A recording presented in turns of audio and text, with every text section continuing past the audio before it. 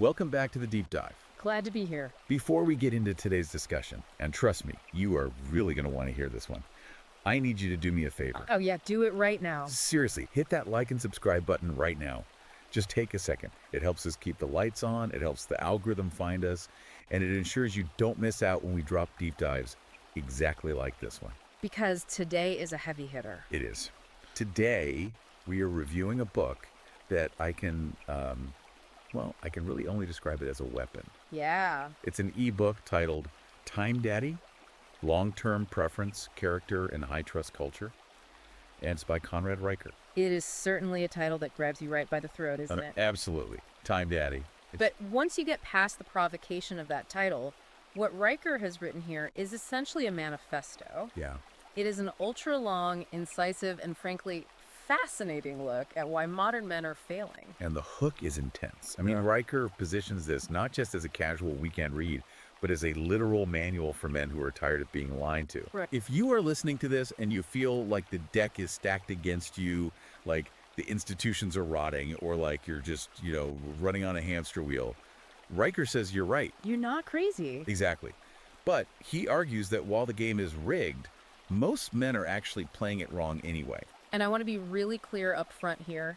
We are going to do our absolute best to summarize the core arguments, but this text is dense. Super dense. It's packed with strategy, history, economic data. If you want the full blueprint, you need to go to Amazon Kindle or Google Play Books immediately and buy the book. Yeah, we're just scratching the surface today. Just a taste. And for the daily updates, you should know Reicher is really active on Substack at Conrad and Reicher.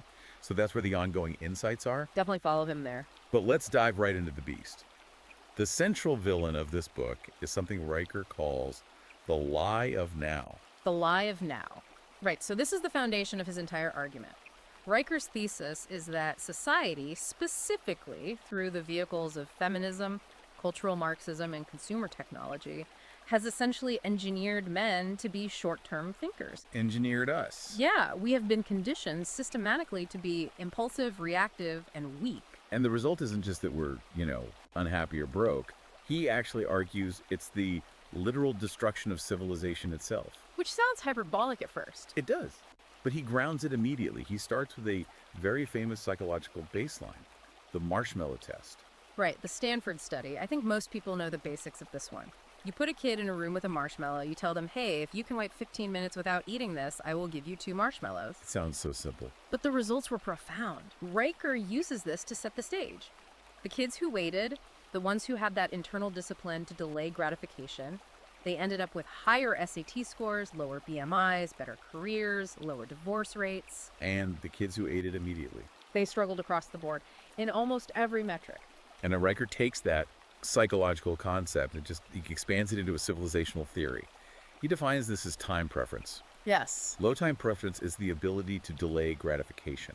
The book claims it's the foundation of everything we value: building cities, saving capital, raising families, maintaining infrastructure. While high time preference is the exact opposite. Right.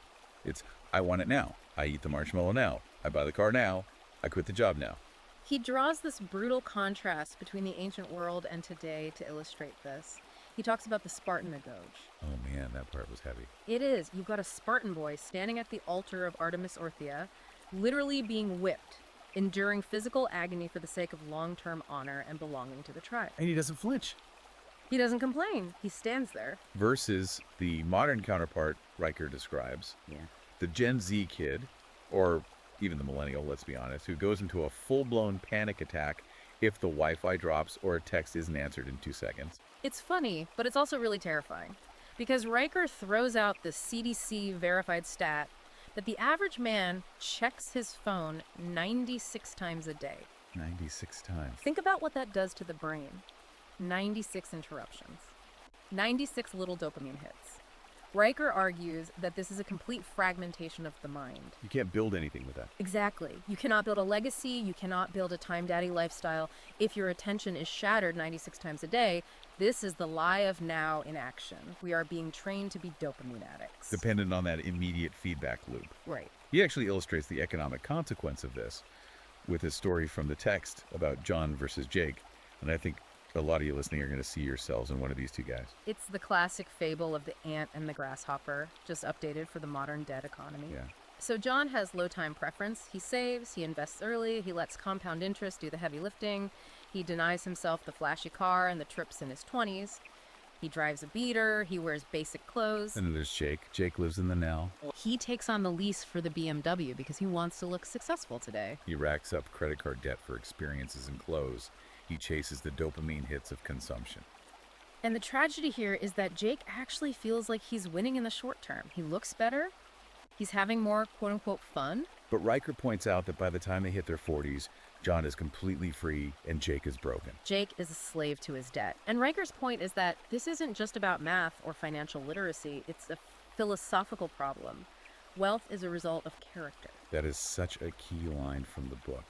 Wealth is a symptom of time mastery. Yes. If you can control your impulse to consume now, you own the future. If you can't, the future owns you. Period. But, and here is where the book takes a really sharp turn into deeper, much more controversial waters. Riker doesn't just blame smartphones or credit cards for this. He points the finger directly at feminism and what he calls gynocentrism. Yeah, this is a major pillar of the text. And again, we're just outlining his argument here. Riker argues that modern culture has become gynocentric, meaning it essentially prioritizes female emotional volatility over male stoicism. Right. He posits that feminism, in its current iteration, wasn't really about equality in the legal sense, but about destroying male time preference. And how does he make that connection? Like, how does feminism destroy time preference, according to the book? Well, the argument is that the cultural shift incentivized women to extract value now. He talks about the shift in family law and consumer culture. Okay. The system shames men for planning and saving, calling it stingy or boring or controlling, while encouraging women to spend and upgrade relationships instantly based on how they feel in the moment. He goes really hard on the legal system here. He talks about the no-fault divorce law. California in 1970. Right, 1970. He points to that as the specific moment marriage fundamentally changed. He says it changed marriage from a covenant, a lifetime contract, to merely a legally enforceable breakup. And he brings some staggering data to back this up. He cites a University of Kansas study showing that after divorce, men's net worth drops by an average of 77%, That's 77%. while women's actually increases. I mean, if that number is accurate, that is a complete wipeout. That's not a setback. That's a total reset to zero. It's a devastation. And Riker describes the family court system as a mechanism of extraction. Right. Think about it in terms of time preference. A man builds equity over decades, classic low time preference behavior. He works the overtime, he pays down the mortgage. But a judge can just hand that equity over because a wife feels empty or unhappy in that particular moment. Exactly. Riker calls this feminized socialism, the redistribution of resources based on emotional needs rather than merit or contract. And he connects this to evolutionary psychology, too. He argues that this isn't just social conditioning, it's actual biology. Yes, according to the source material, there is a biological divergence. The book claims women are naturally attuned to the female now immediate survival, emotional needs, the safety of the nest in the present moment. Whereas men, biologically, are built for the hunt. Tracking prey over days, strategic planning, the male future. Riker's thesis is that civilization collapses when the female now overrides the male future. Wow. When feelings matter more than the long-term plan, the very architecture of society crumbles. Which brings us to the actual architects of this collapse, according to the book. He talks about the history of our institutions before they were captured. We're talking about cultural Marxism and the long march through the institutions. Riker provides a lot of historical context here, which is important for understanding his view on where we are. He points to the Frankfurt School, established in 1923, thinkers like Herbert Marcuse. Right. Riker argues these intellectuals deliberately weaponize impulsivity. Weaponized impulsivity. That's a really strong phrase. What exactly does he mean by that? Well, they attacked what they called bourgeois virtues. And what are those virtues? Thrift, patience, duty, the nuclear family. Basically, all low time preference behaviors. Exactly. The Frankfurt School framed these as oppressive. They pushed for concepts like repressive tolerance and the Great Refusal, which is basically rejecting discipline in favor of immediate gratification and identity politics. So the argument the book is making is that this wasn't an accident. It was a deliberate strategy to destabilize the West. According to Riker, yes. By eroding the capacity for delayed gratification, You erode the capacity for capitalism and the traditional family structure. And Riker gives some insane examples of how this rot has set into institutions today. The military one really stuck with me because it seems so counterintuitive. You mean the drill sergeant at Fort Campbell? Yeah. This sergeant says they are spending more time on unconscious bias training and learning pronouns than on actual marksmanship or unit cohesion. And the text claims enlistment is down because men who are naturally drawn to competence and hierarchy simply won't serve a system that mocks them. He also mentions the corporate and tech world, the BBC engineering division. Right. The book details a quote-unquote quiet collapse of competence there, where signal integrity tests were failing. Right. Because of diversity hires who literally couldn't do the math. The argument is that when you prioritize identity over merit and emotion over logic, you lose the ability to maintain complex systems. You lose the ability to just keep the lights on. It's the enemy within. It's not an external invasion, it's an internal decay. Exactly. It's an internal crumbling of standards. But Riker doesn't just leave us in the rubble, which I appreciate. Right, he pivots. He contrasts this decay with how the West was actually built. He uses the concept of cathedral thinking. I love this part. It's such a powerful visual. He talks about the building of Salisbury Cathedral, which took 38 years, and Cologne Cathedral, which took 632 years. Just think about the mindset required for that. Men laying the foundation stones knew with 100% certainty that they would never see the spire. Yeah. They would never see the finished work. They were working entirely for a future generation. That is the ultimate low time preference. It's the exact opposite of, I want my marshmallow now. Riker also brings up the Amish, which was honestly surprising in a book about high-tech modern problems. It makes perfect sense in his framework, though. He argues the Amish aren't anti-tech. They are anti-distraction. Right. They have a high-trust society, zero bank failures. They build huge barns in a single day. Why? Because they completely reject the cult of speed. Wow. They operate on trust, and Riker explains the economic link here. Trust correlates directly with time preference. You cannot have a high-trust society with people addicted to instant dopamine from social media, fast food, quick profit. Because if everyone is looking for a shortcut, you can't trust anyone. Precisely. Okay, so we've diagnosed the disease, we've seen the enemy, we've seen the historical context. What's the solution? The book is titled Time Daddy, so clearly that's the goal. Yeah. How does a guy actually become a time daddy in a world literally designed to make him a time child? It starts with reclaiming biology and reclaiming the mind. The time daddy lifestyle described in the book is about becoming time dominant. I like that. And Riker actually flips the script on parenting and testosterone here, which addresses a really common fear in the manosphere space. Yeah, the cuckoo myth. The idea that having kids makes you soft. Right. There's this widespread belief that testosterone drops when men become fathers, the whole dad bod phenomenon. Yeah. But Riker cites studies showing that fathers who are active caregivers, meaning protectors, teachers, disciplinarians, actually see a rise in testosterone. Really? Yes. Biology rewards investment, it rewards the long game. Nature actually wants you to be a time daddy. That's fascinating. And then there's the tactical stuff he gets into. He talks about the dopamine detox. This is non-negotiable for him. You have to stop bleeding time. He suggests using a dumb phone or a very basic phone, silencing all notifications. He mentions something called the digital attention tax. Yeah, that every time you get interrupted by a ping or a buzz, you lose 23 minutes of deep focus. 23 minutes. If you get interrupted 3 times an hour, you literally never achieve deep focus.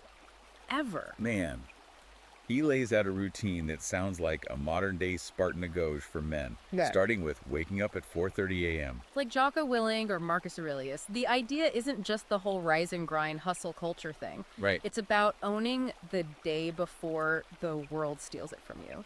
At 4:30 a.m., there are no emails, there are no demands from the gynocentric world. It is pure, uninterrupted time. And cold showers. He doesn't describe them as just hygiene or waking up, does he? No, he calls them neurochemical training wheels. That's a great term. It's about forcing the nervous system to handle shock without panicking. It trains you to override the impulse to seek comfort.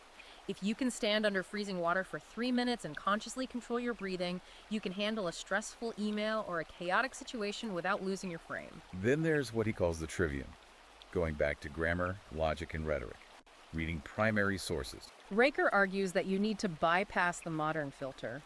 Don't read what some journalist says Plato wrote. Read Plato, read Locke, instead of scrolling TikTok. Build a mind that can process truth directly. Exactly.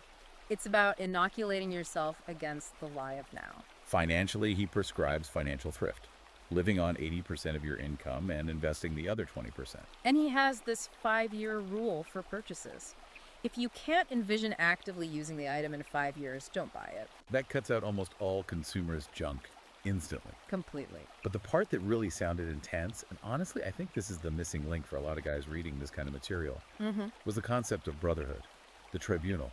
This is crucial to his strategy. Riker argues you cannot do this alone. The world is too designed to pull you down. It's too strong. Right. So he suggests forming accountability groups where men literally audit each other's finances and fitness.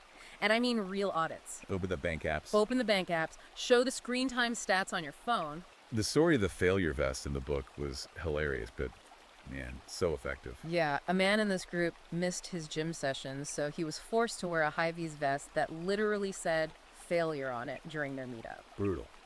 It sounds harsh, but Riker argues that society has removed shame as a corrective tool. We need to reintroduce healthy shame for failure. If you fail your brothers, you should feel it. That's how you get better. It's about accountability. It's about having a tribe that simply won't let you be mediocre. Precisely. Okay, so we've covered the history, the enemy, the institutional capture, and the tactics. What does this all mean for you, the listener, right now? Why should you care about being a time daddy? I think it connects back to that idea of legacy. At the end of the day, Riker is asking the reader to plant trees they will never sit under. Yeah. The ultimate rebellion against a short-term, feminist, Marxist world, as he describes it, is to be a man who builds a multi-generational legacy, to build something that outlasts the current chaos. The time daddy is unstoppable because he is not in a hurry. That's such a powerful image. It really is. It's the man who stands still while the rest of the world spins out of control. The man who is quietly building a cathedral while everyone else is fighting over marshmallows. Listen, if this conversation fired you up, and if you're still listening, I know it did, you need to get the full manual. We've given you the overview, but the devil is in the details here. Oh, yeah. Go to Amazon Kindle or Google Play Books right now.